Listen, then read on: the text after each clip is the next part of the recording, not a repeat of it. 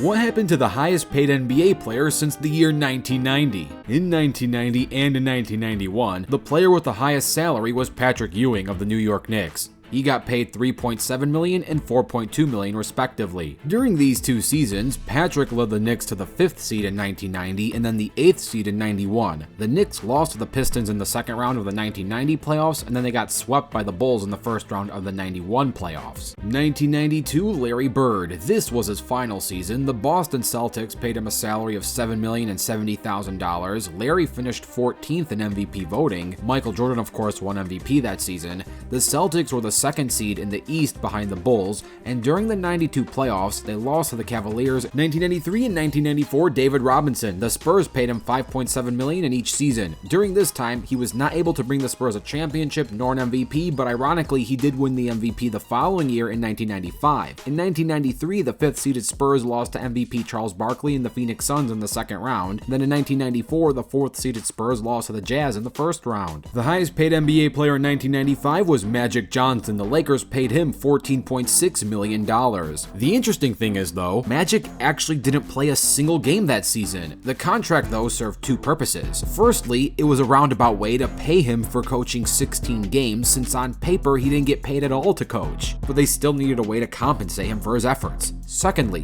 he did want to return to the NBA, so this helped him actually come back in that 1996 season when he officially returned from retirement to start playing in the league again. The highest paid NBA player in 1996 was Patrick Ewing of the New York Knicks. They paid him $18.7 million.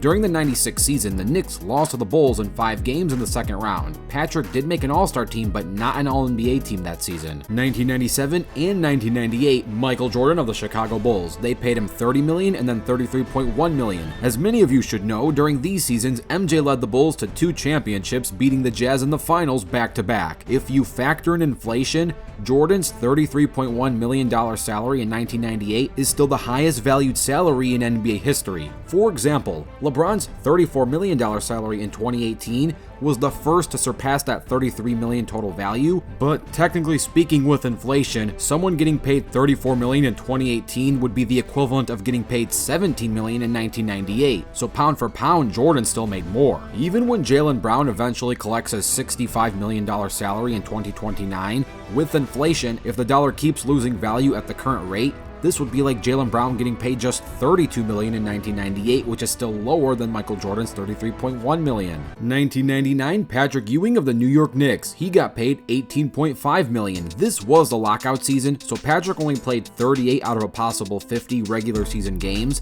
The Knicks were just the 8th seed in the East, but battled their way all the way to the NBA Finals. Unfortunately, Patrick injured his Achilles right before the finals, and then they lost to the Spurs in 5 games. 2000, Shaquille O'Neal of the Los Angeles Lakers. He got paid a salary of $17.1 million. This payment was a great investment for the Lakers, as Shaq won MVP, led the Lakers to a number 1 seed, and won the NBA Finals plus Finals MVP. 2001 through 2004, Kevin Garnett of the Minnesota Timberwolves. He got paid $19.6, $22.4, $25.2, and $28 million in each season. During this time frame, Kevin Garnett was able to win MVP in 2004, led the league in rebounding in 2004. As far as the postseason goes, he was bounced in the first round in 2001, 2002, and 2003. Then in 2004, he led the Timberwolves all the way to the Western Conference Finals, but lost to the Lakers in 6. 2005 and 2006, Shaquille O'Neal of the Miami Heat. He got paid $27.69 million and then $20 million.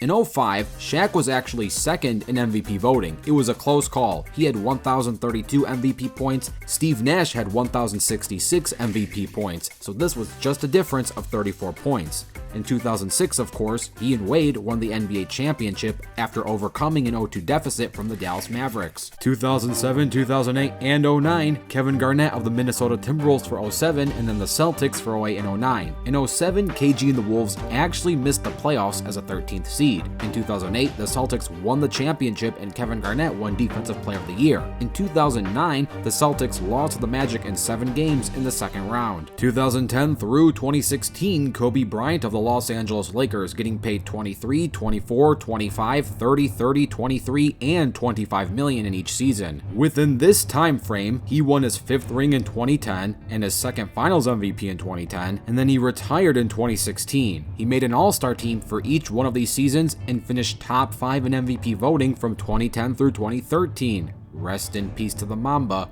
Kobe Bryant. 2017, LeBron James of the Cleveland Cavaliers getting paid $30.9 million. This came off the heel of the 2016 NBA championship. During the 2017 season, LeBron also made it to the finals as the number 2 seed, but the Cavs lost to the Warriors in 5 games thanks to Kevin Durant joining that 73-9 super team. 2018 through 2024, Steph Curry of the Golden State Warriors getting paid $34, $37, $40, $43, $45, $48, and $51 million.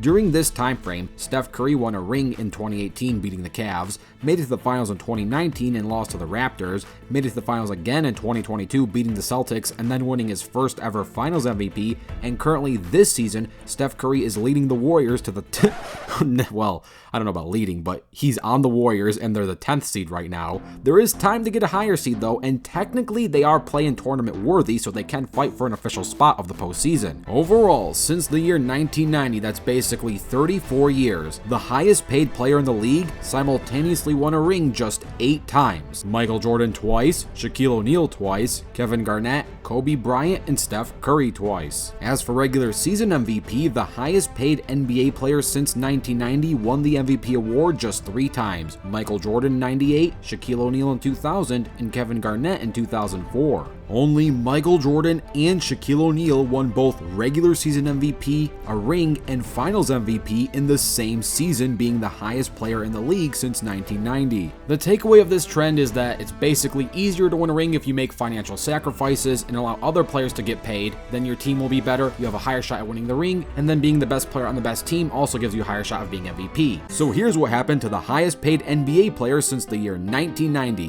Which player do you think got the best deal? And on the flip side, which team got the best deal? Let me know in the comments below. Don't forget to dunk on that like button and subscribe with notifications turned on. I'm Rebound Rewind, and I'll fast forward to you later.